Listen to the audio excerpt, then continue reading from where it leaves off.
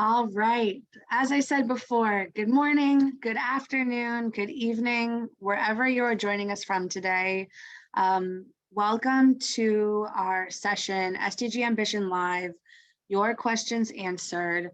This is our opportunity to connect and dig into any questions that you may have about the SDG Ambition Accelerator, what it is, what to expect, and what do we do while it's taking place. We have an hour scheduled together today to go through this. We'll spend about 30 minutes going over what we already know to be some of the most frequently asked questions, but then it really is an open floor for you to have your questions answered. So please make very good use of the Q&A function that you'll see in your Zoom bar. That's a great place to be sure you have that we as panelists can see your questions. If you just want to say hi to your fellow attendees, there are a few hundred of you on this call today. Please feel free also to use the chat function, but Q&A is a great place to be sure that we see the questions that you ask. Today's session will be recorded, and both the slides and recording will be shared following the call today. With that, hello again. My name is Caitlin Casey. I am a senior manager with the global operations team at the UN Global Compact, where I've worked for the last 9 years and have had the great privilege over the last almost coming on 4 years of developing and leading our work on SDG Ambition, alongside some really great colleagues from Accenture, including Amelia Hall, who is a manager there, who will join me for parts of today's call. So Amelia, thanks so much. Welcome. Thank you. Hello, everybody. And with that, we already discussed in a little bit of detail that agenda, but just to re-emphasize how much time this is as interactive as we can possibly make it. So I cannot emphasize enough that Q&A function. We will both be, some of my colleagues are here manning the chat and the Q&A by typing. So if they'll be here. And then if you're having any technical issues or you can't find anything, please also feel free to chat my colleagues who you can find. They have the UN Global Compact or Global Compact Academy username in the chat function. So if you're encountering any issues, please feel free to reach out to them using the chat. With that little bit of housekeeping, I would love to get started right away so that we can maximize our time on what we're doing with SDG Ambition as we're entering this third round of the accelerator.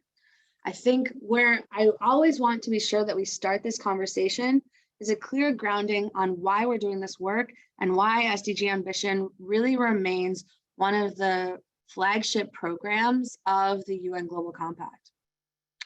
The reason here, as we know, is that since the SDGs were launched in 2015, progress has unfortunately been quite slow in achieving the SDGs. And in fact, the gap has actually widened and we're farther in some cases from achieving them than we were before.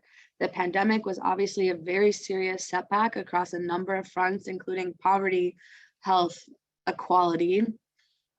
We see the ever-growing effects of climate change at a pace that exceeded even our sort of most dire expectations, unfortunately, from the IPCC and other scientists.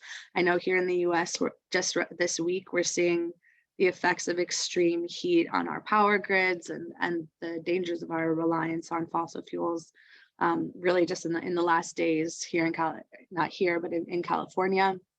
And on top of this, there's fears that the gender gap is growing ever wider.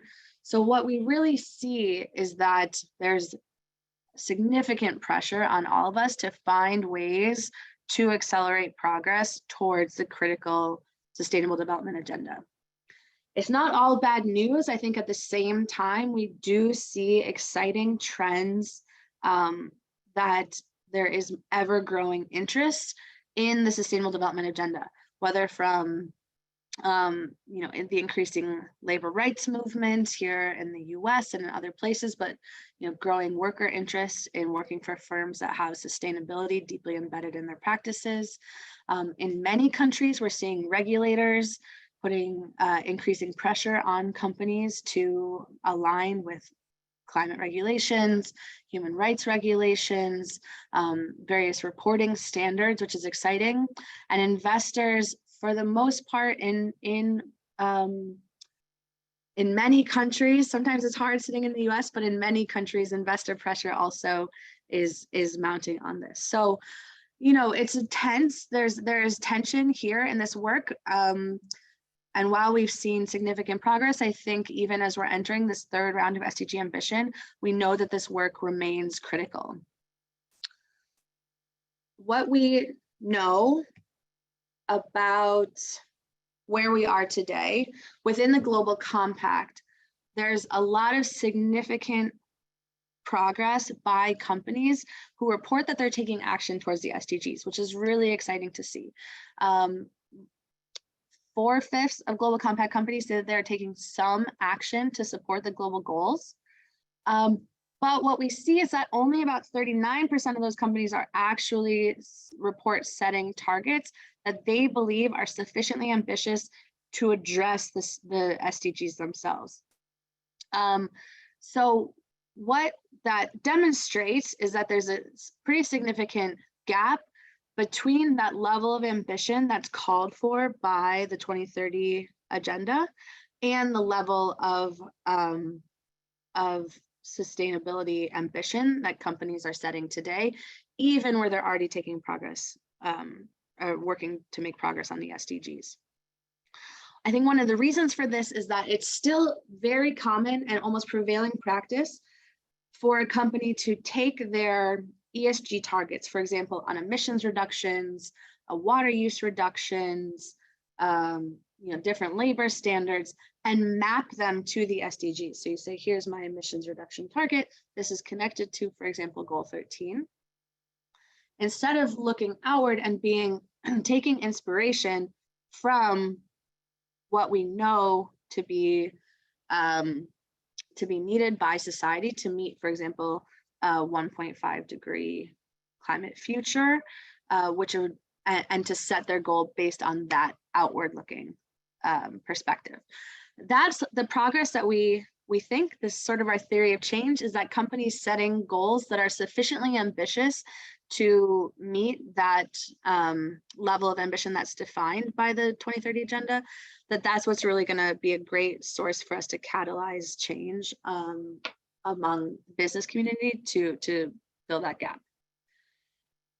What I always come back to, even if we are feeling down or feeling like we're not making progress fast enough, is this quote from the Secretary General, where he says, it is abundantly clear that a much deeper, faster, and more ambitious response is needed to unleash the social and economic transformation needed to achieve the 2030 goals. This is a call to action from the Secretary General directly to business, asking them to be more ambitious in their strategies to achieve the goals, to go deeper in their implementation and integration of those goals across their business functions and value chain, and also to speed up efforts in order to achieve them.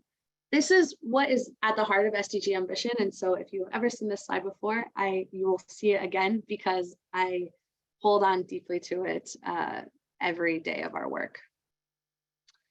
But what we have learned and what we heard as the Global Compact working with business since the SDGs were launched is that, as we know, the SDGs really are the purview of governments. The way that they are written is for government, and it was sometimes hard for the private sector to understand exactly how that translated into ways that business could be contributing directly to the Sustainable Development Agenda. The other thing that we all hopefully very well know is that the 17 SDGs are really deeply interconnected.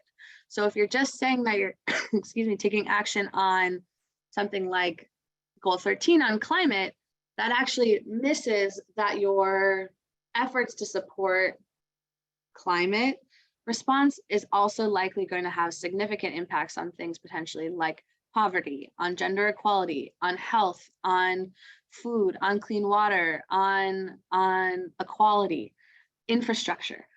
There are positive knock-on effects that you might miss if you're only focusing on an SDG by SDG lens. So we developed 10 SDG ambition benchmarks. This was our initial list. We will hopefully be having some additions added to this in the very, very near future.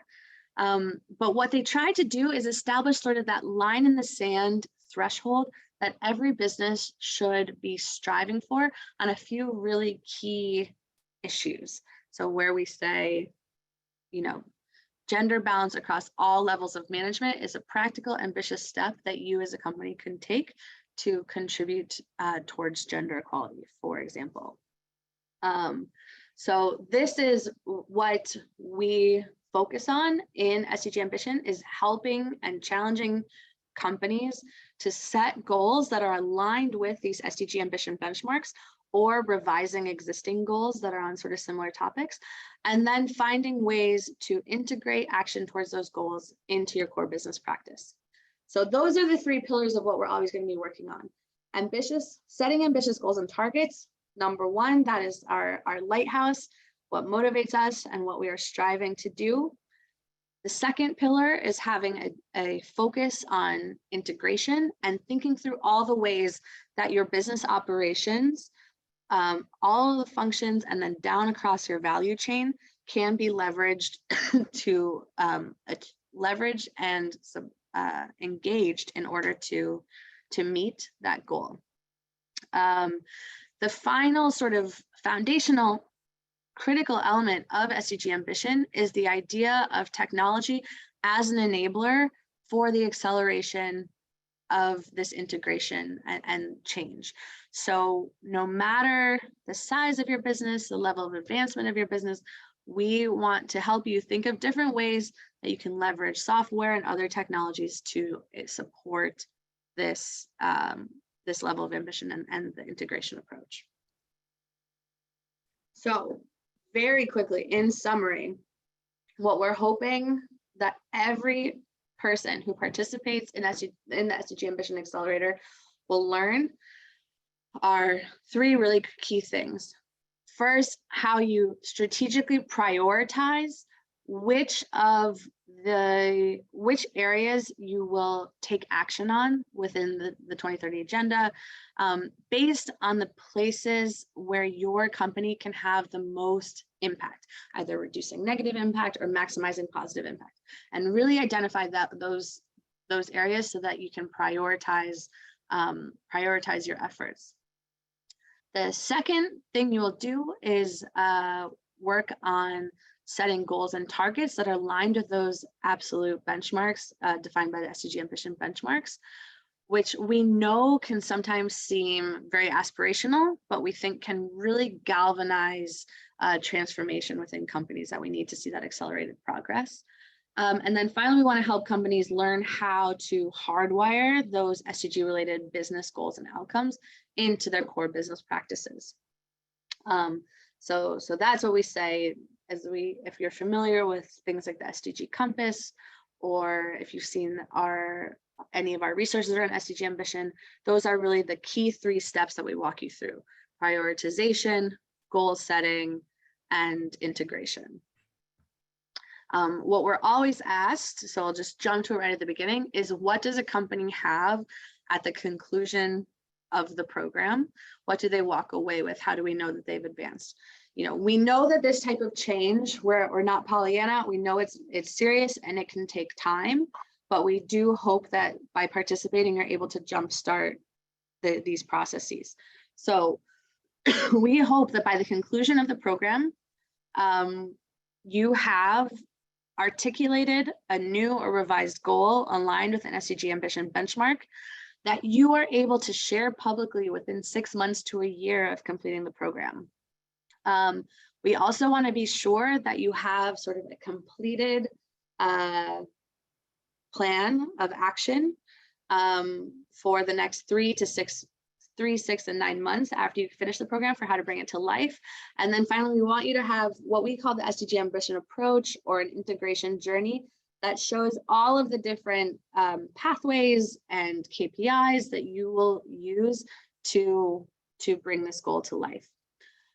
So those are the main 3 outcomes. And then I will just say also that individuals who participate fully complete the content that we're going to go over on the next slide also get a certificate of completion as individuals. But individuals, so we want you to benefit, but the real benefits to society comes from the change from business. And so that's what we want to be sure you walk away with, is how can we support, really challenge and support every company who's participating in this program to set a new or revised goal, that is sincerely ambitious, and make sure that they feel supported by having that clear plan of action for how to bring it to life. But with that sort of vision and I know it's still a little high level, I'm happy to go in more detail during the Q&A. But with that sort of vision of what we're overall trying to achieve, I'm going to turn it over to Amelia to give you a sense of what the program looks like in practice for companies who are participating. Amelia, over to you. Absolutely. And hello again, everybody. So I think Caitlin did a great job of mapping out high level, what is the goal of this program and what we hope you walk away with. Here with this slide, we want to show you a little bit more how we're hoping to achieve that. So we've broken out the program into 3 modules, as you can see here. The first one is really about visioning, imagine the future. This will be happening over the next few months. It will be vastly online with a learning series to help supplement the information that's available online. The second part, the second and third part will have more workshops similar to past programs as well. And be happening more over the time frame of January through to May.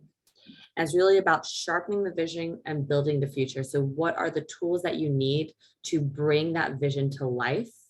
What are the KPIs that you might need? What is the technology you might need, etc. So here's broken down to 3, and you can see here all the different types of sessions, and we'll go into what those sessions are in 2 slides. I know that might be confusing terminology on this page, but we did want to give you a little bit of a high level view. Can we go on to the next page, please?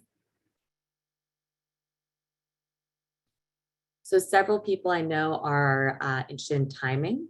I believe Caitlin mentioned this before, but for those interested in signing up, the deadline is September 30th. So we have a few more weeks here. And we are scheduled to kick off the program in mid-October, with that module 1 really happening over Q4. We'll then be taking a holiday break, and we're planning on doing module 2 and 3 over February through that April, early May. And so we're hoping that with this divide, we're getting at the theory more and that visioning and helping you think through what you want to concentrate on the program and where you want to make an impact in module 1. This is module 2 and 3, thinking through pen to paper, how do you make that happen? Next slide, please. In the previous slide, I know we had several different types of sessions here. And so I did want to spend a little time thinking about what are all the different experiences you'll have as part of the accelerator. So first is we have on demands, which is learning content pre-recorded that is on the UNGC's Academy platform. You can go through at your own pace. The second is facilitated sessions. These happen module 2 and 3, and they're facilitated workshops with Accenture experts that can help you think through design thinking exercises to really hone in on your impact and the actions you want to take. A new session we've introduced this time to the program are working sessions. So we invite you all to work with your colleagues to share ideas. That way you can be prepared for those facilitated sessions and the exercise we'll go through. We also have deep dive sessions. These will be happening primarily over module 1 in the coming months. And it's to supplement the on-demands with some expert guidance and discussions with folks from Accenture as well as UNGC. Then we also have introduced internal check-ins and champion moments. So we'll get into a little bit later who we would like to be involved, but one individual we'd like to be involved is a champion from each of your companies, someone who is in a leadership position and is really supportive of ensuring that the outcome of this program comes to life. We'll have check-ins with that individual throughout the program to ensure that they know the work that you all are doing and continues to support it to enable that real integration afterwards. The second is internal check-ins. Primarily, a lot of the folks who do participate tend to be from sustainability or from strategy. And so we do ask you to have internal check-ins with individuals, various stakeholders. So whether that be different departments, whether that be your supply chain, whether that be consumers, et cetera, to ensure that you're gathering that information and that you're iterating in real time. So going back to what Caitlin said before, that plan of action that you have at the very end is something that's been tried and tested within and potentially externally to your company, and you're ready to implement. So I know that was probably a lot of information coming your way. Happy to answer any more questions that you have in Q&A, but for now, happy to pass it back over to you, Caitlin. You are on mute, sorry. You would think we would know by now. Okay, thank you all. Thanks, Amelia, for that overview, giving people a sense of what they can expect if they sign up from a participation standpoint. But we know another important thing is we're in the third round as we're launching this net right now. What has been the experience of companies in the past?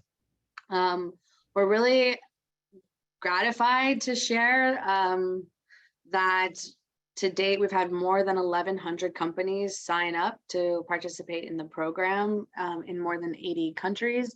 It's been offered by 49 of our local networks, which, to be honest, has already far exceeded our initial aspirations for this. And we're so gratified to see the continued strong interest in this program.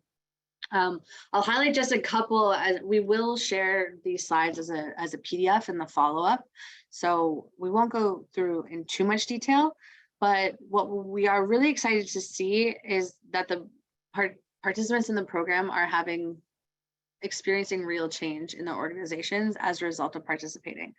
So for example,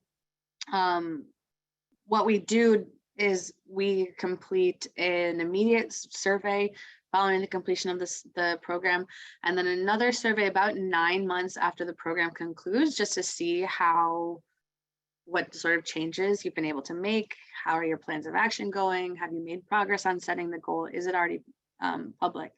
And what we know is that 75% of the companies that we hear from in that outcome follow-up have either already publicly announced a new or revised goal, or plan to announce a new goal within the next sort of 6 months after the survey. 84% of those respondents had the opportunity to pitch action towards this goal to senior executives, and actually 75% of the companies have set up a dedicated group within their organization focused on implementing this goal. So I think it's hopefully a really good sign that companies that are participating are really following through in both setting those new ambitious goals and then ensuring that they are structuring their organizations in such a way that they are able to focus their core business efforts on achieving them. We have a high satisfaction rate of 4.3 out of 5. Respondents report that they are finding new ways to shape ambitious goals and new ways to also contribute to the SDGs that they hadn't explored before through our process of prioritization. We're hearing, so these are different versions of the same data, so we'll share this out for you to explore in more detail, but just to say we are excited to continue to light the progress that these companies are making following their participation in the first 2 rounds. I'll share, Amelia, I'm going to tee you up for this one, if I may. I think that a super common question that we hear, in some ways I don't see it yet in the Q&A, and I'm somewhat surprised because it's so commonly asked, is from companies who say, we already have a sustainability goal, or we're already taking action on the SDGs. Is this accelerator for us? Is there anything that we would learn from it?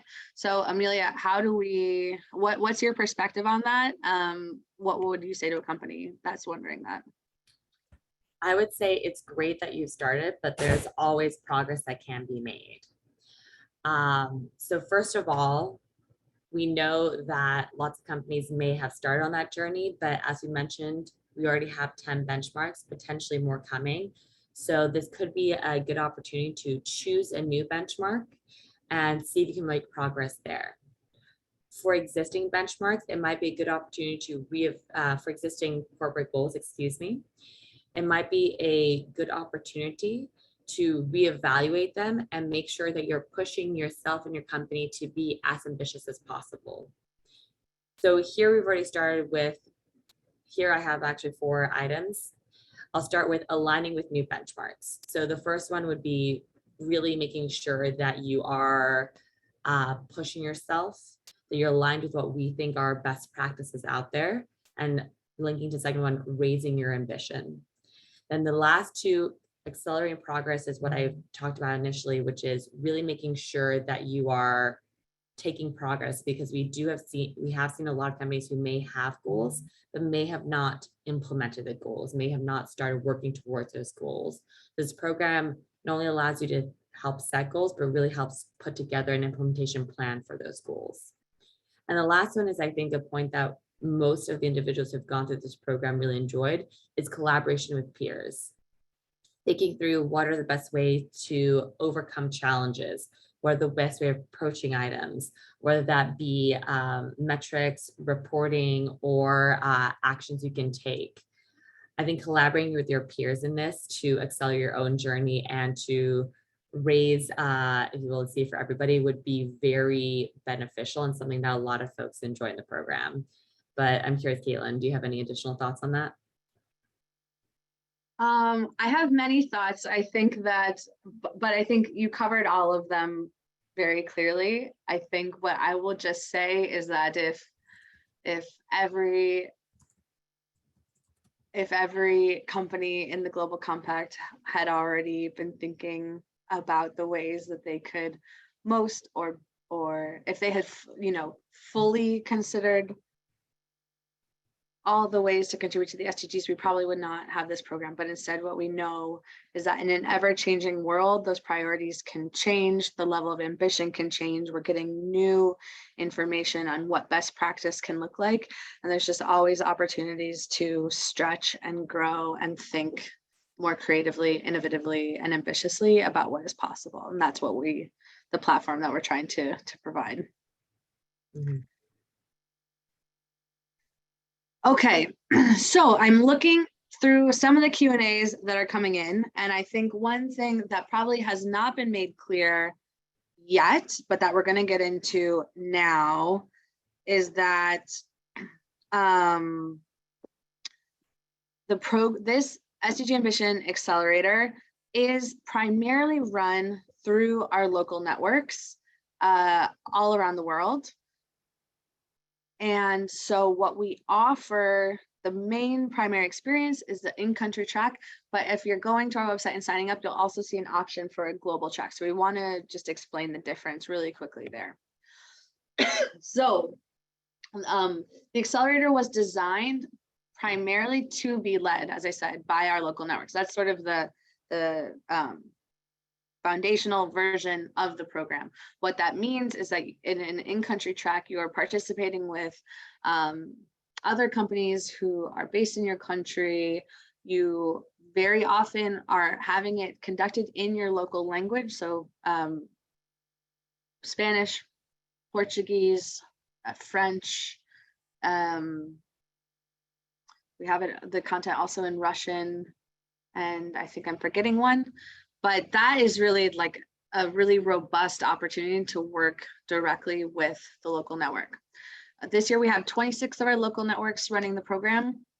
We know that doesn't cover everyone in the world, so we do want to try to make the program available to as many other people as possible.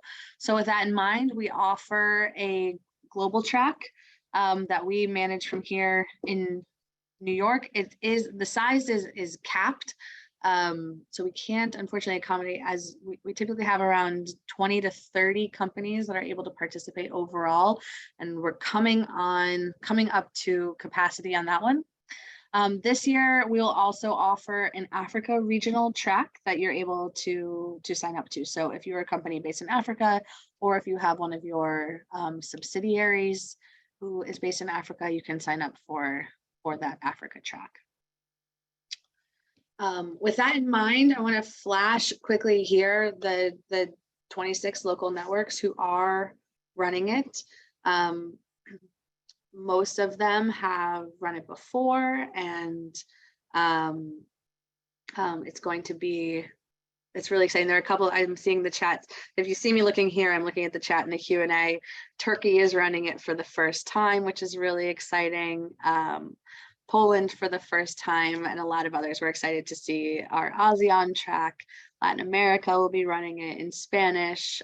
Spain is back this year in Spanish, and a lot of other networks. So really, really excited. And then if you don't see your network listed here, feel free to think about the global track.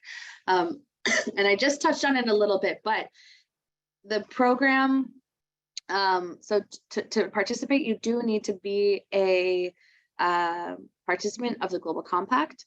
So if you are not yet a participant of the Global Compact and you're interested, please feel free to apply to the Global Compact, and we can sometimes work to get your application completed in time to participate. The other thing is that you likely should be or will need to be a member of the local network in the country where you want to participate, which is, it can be if you are sitting in a multinational and you have really been hoping to get your a subsidiary or your office in Poland to be more closely engaged. This could be a great opportunity for them to participate. But we would need, for example, likely to become a part of the Poland network, I say as an example, but that's sort of the baseline here. The next thing that comes in, and I've seen a few Q&As or a few questions coming in the Q&A. Mm-hmm. So I'm going to call those out on really who should participate as we dig into it. So some other questions, Amelia, are, sort of what's the level as we're going into this question? What's the level or role within the company? The executives, are they managers?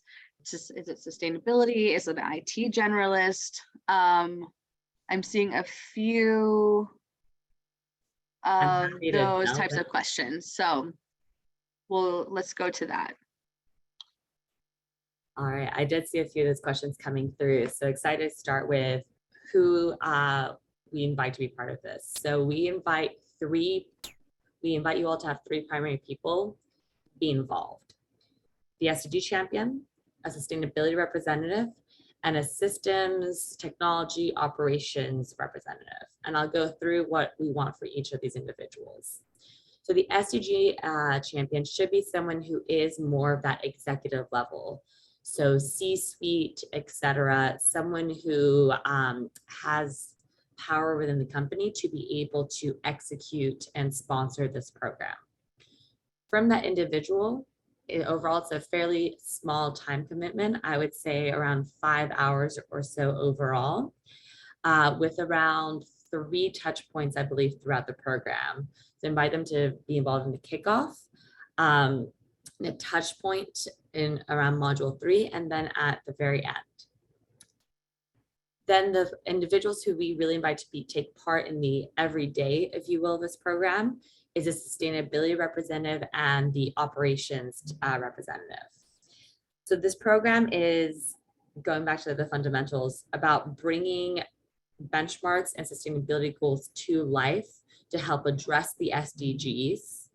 And to do that, we'd love to have a sustainability representative or someone who cares deeply about sustainability in the company, who brings that knowledge, who brings that passion to the table. However, we do want to implement any ideas. We want to know that you walk away with a plan of action, not just about what your goal is, but also what are your actions? What fundamental items that you need, such as technology, such as help from certain business units, et cetera, to bring that action to life. And so that's why we encourage you to bring along someone who has more of a background in technology, in operations, to be able to bring that to life. I'd say especially in modules 2 and 3. So for those individuals, we anticipate it to be about 2 hours a week. We say for 6 months, that is inclusive of that break, that holiday break, which is around 1 to 2 months in the middle. So I'd say holistically, the program is a bit shorter. But we expect about 2 hours per week. I believe I answered most of the questions I saw. Caitlin, was there anything I missed? No, you got them all. I'm just looking at a couple. I see someone, for example, asking, there's a technology company to automate our metrics. Could this be the IT representative? I think my answer to that would be possibly. There are some, we host the whole program on the same platform as our academy, where you're required to have a domain that's linked to a Global Compact participant. So that might be one limiting factor. It probably will be better to have someone who's based inside of your own company. Others are asking, for example, can an individual participate without a sponsor company? Unfortunately, the answer to that is no, because this really is about sort of, at the heart of the program is about that business level transformation. What I'm excited to share, and this is I'm thinking actually we should add a slide on this. We have now made available for someone who is an individual that's interested, a learning journey on our academy platform. Caitlin or Michelle, maybe you can share a link into that or the full title. That's a place where if you do not have a company, or you don't think your company is yet ready for this, but you just want to have access to sort of the learning materials, you can access that on your own as an individual on our academy. What the program itself is like, there's different needs. The full accelerator is giving you a lot more access to peer-to-peer learning. You're going through facilitation, you're thinking through activities and different goals. So there's different objectives, but certainly if you're an individual, I would recommend accessing that learning journey. So I think we have covered most of those. Let's move on, and then there's a lot of exciting questions to get to. So one question I've seen come in is how we often hear, how is the program facilitated? To that earlier question of, what's the difference really between an accelerator and the learning journey individually? And then I also saw someone asking with Amelia here, what's the role of Accenture as an Accenture program or a Global Compact program? So with that, I'll start this off, Amelia, if I may. Or actually, I'm just going to answer this one. This is fully a Global Compact program. It is ours. It is our flagship. The messages around this are fundamental to all of our work. We're really grateful for our partnership with Accenture to support the delivery of the accelerator, where now for all 3 rounds, in most but not all countries, Accenture professionals are there to be the facilitators for those workshops. So you're actually able, you have professional facilitation, some additional subject matter experts that are joining those live workshops to support that in-country delivery. your local networks. And then as Amelia said, this year, we're adding those deep dives, those content deep dives, where we'll also have those Accenture content experts to be leading those sessions. Your local networks will be facilitating all of your peer-to-peer additional workshops. You'll be mostly hearing from them in terms of communication. If you are waiting to hear, if you already applied and you're waiting to hear if you've been accepted for this round, you'll be hearing from your local network. So, and we'll come to that in a little bit. But just to say, really grateful for Accenture's professional facilitation support, but truly and fully, this is a global compact program through and through. So we'll turn now to, I'm seeing so many great questions coming in on the chat. So I'm going to go through a few of those. Sorry, Amelia, come in. I was gonna say, I'd like to answer one especially. I know we're going to go through those all, and I'm excited, but specifically for one asked by Kelvin, in terms of what are the goals, et cetera, I think maybe we want to expand a little bit more about the benchmarks. Caitlin, correct me if I'm wrong. I think this will be good for everybody. Sure. So in terms of how can we find more information, how to incorporate corporate development goals? This is actually how this program came about. On a UNGC study in 2019, one of the core insights was companies were struggling with how to put together goals that really aligned with the SDGs. And so we were very excited to partner with UN Global Compact to help address this as a company who is also struggling sometimes with that and wants to improve our own sustainability metrics. And so this program came about to help bridge that gap between company knowledge and what corporate goals are being set forward and the SDGs. So we create an initial list of 10 benchmarks, which we do hope to be growing and changing, et cetera, to put forward example policies, example goals, if you will, that are aligned with the SDGs and helping translate some of those SDGs, if you will, into more business-friendly language. Kayla, I don't know if you have anything to add. I know that that's an important highlight. Yeah, I think that's one we do exactly so. And the program leverages those ambition benchmark reference sheets. There's another question that came in. So I see this one. What are the tools and are things available if you're not participating? We have ambition benchmark reference sheets on all 10 of those benchmarks. We have an ambition guide, we have an integration guide, and then there are a couple of other global compact resources that are helpful. The SDG Compass, the Blueprint for Business Leadership on the SDGs, and the Practical Guide for SDG Reporting. We can share all of those links in the chat and in the follow-up email, but those are some of the places I would get started. All right, so a couple of really key questions coming in that are sort of on the basics that I just want to cover. Is the program free or at a cost? In the vast majority of markets, the program is available at no additional fee. In a very few number of countries, there is a nominal fee. So the local network will be best positioned to answer that. But for the most part, if there is a fee, it's quite small. Another question coming in is whether this is for only business or NGOs, civil society organizations as well. And again, this is for the most part, this program was really designed to be for business. So that is who it is targeted for. In some cases, local networks have accommodated, in very rare circumstances, NGOs in pretty limited contexts.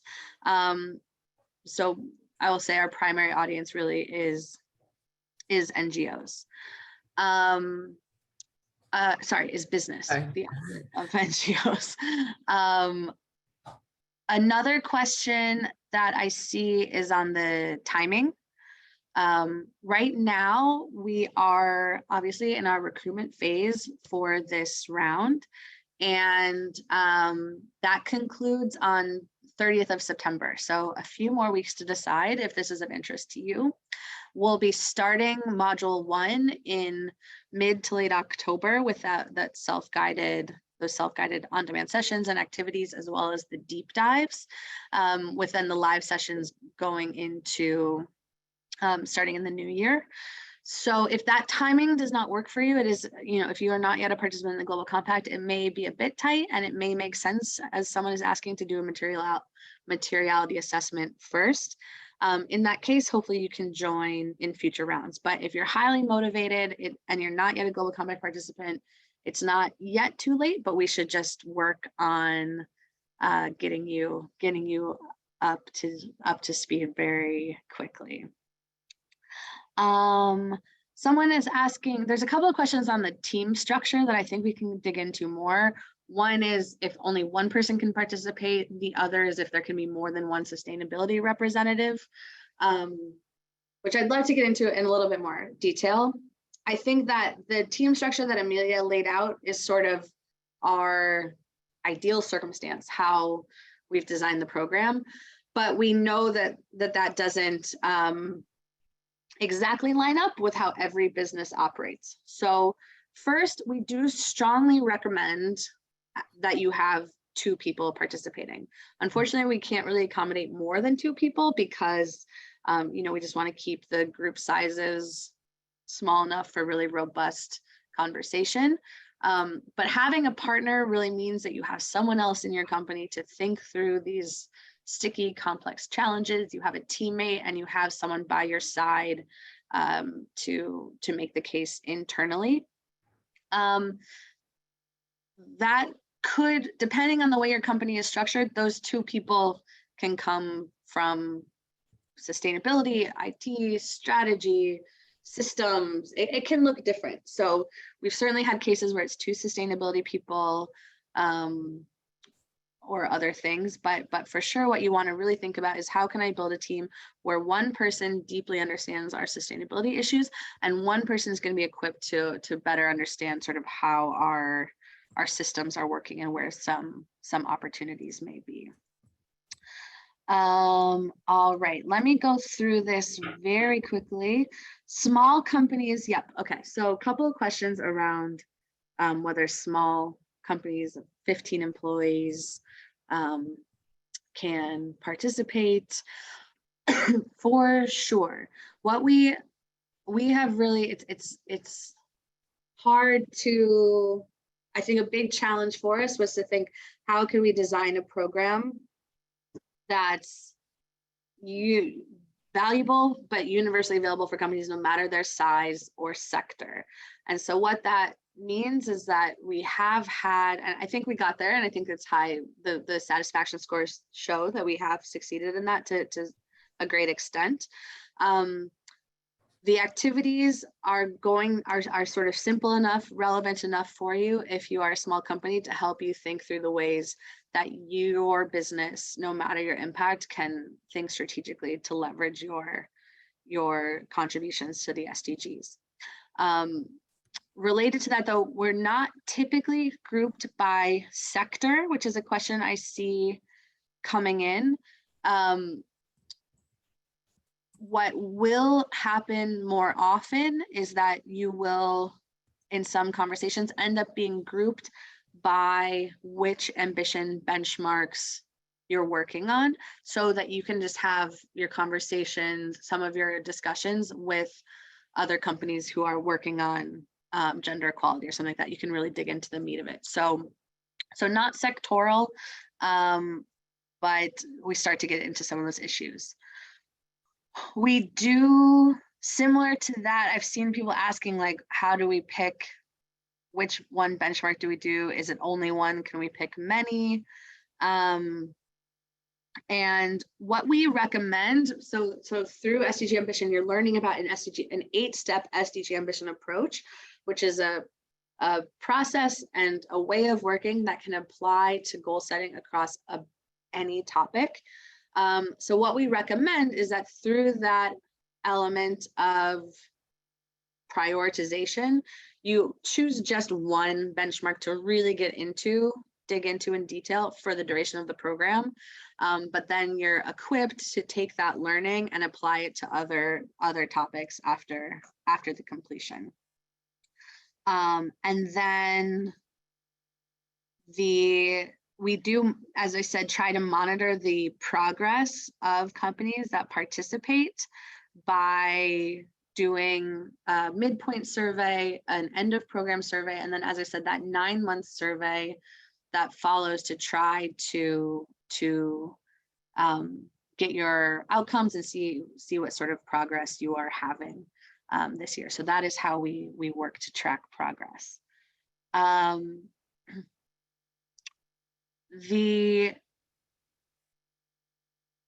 I'm just trying, with time limited, trying to be sure we get to some of the really key ones. This was I really love this question, Stephanie. Is this program more for integrating the SDGs into operations or for creating new products and services to address the SDGs?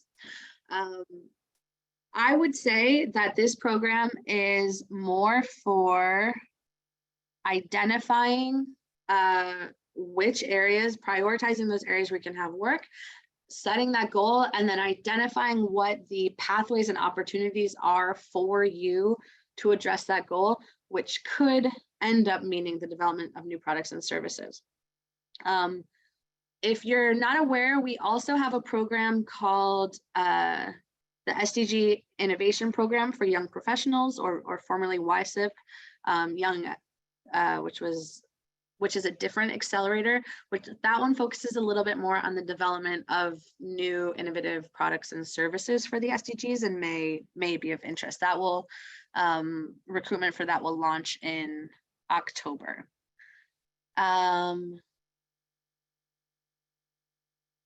So I'm still seeing a lot of questions about cost. Again, for the most part, the program is offered free of cost to participants in the Global Compact, but double check with your local network, just in case. It's very few who charge a fee. A question that I really love from Vicky: can you say a little bit more about what you see as the benefits of aligning to the SDGs as opposed to other frameworks driving ambition like B Corp, etc.? I'll give my perspective. My perspective on this is that none of these are in conflict, and anything that is working to drive business to create more positive impact, more ambitiously and in an accelerated way, I am in full support of.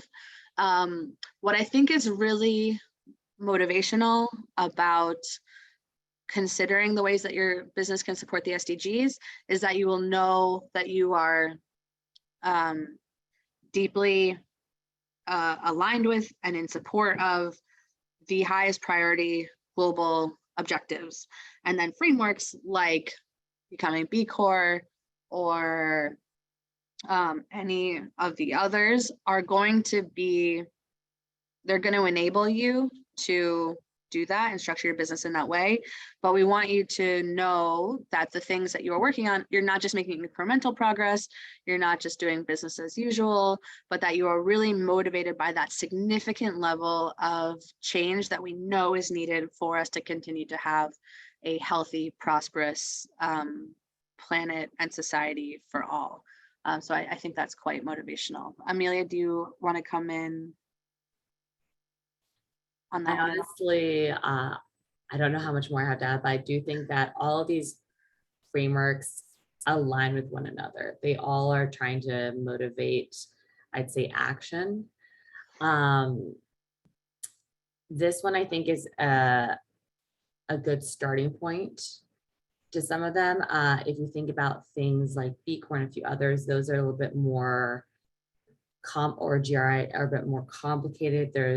It's more action. I know of a few companies who have started with a program such as this and then gone on to do some other ones, but I think for all of them, really make sure that it makes sense to where you are as a business and to where you're hoping to be as a business?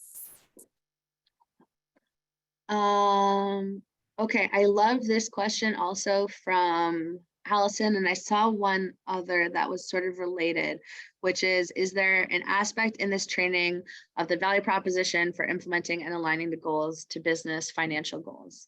I'm gonna, in the shortest way possible, seeing that we have 2 minutes left, say yes, because what we know is that if you're participating in this program, setting an ambitious goal, it can be a big ask internally, and we want to equip you to be able to make the best business case possible for those colleagues that you need to bring along on this journey for transformation. So we actually spend a fair amount of time in modules 2 and 3 helping you to build that pitch, deliver that pitch, and make that business case for this type of significant action. All right, cost we've covered. So yep, the resources are all available on the website, in the learning journey, and in our resource library.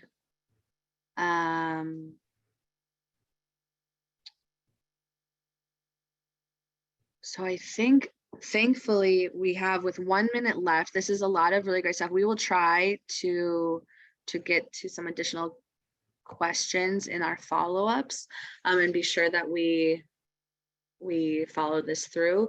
Again, I'm seeing B Corps coming up in the chat.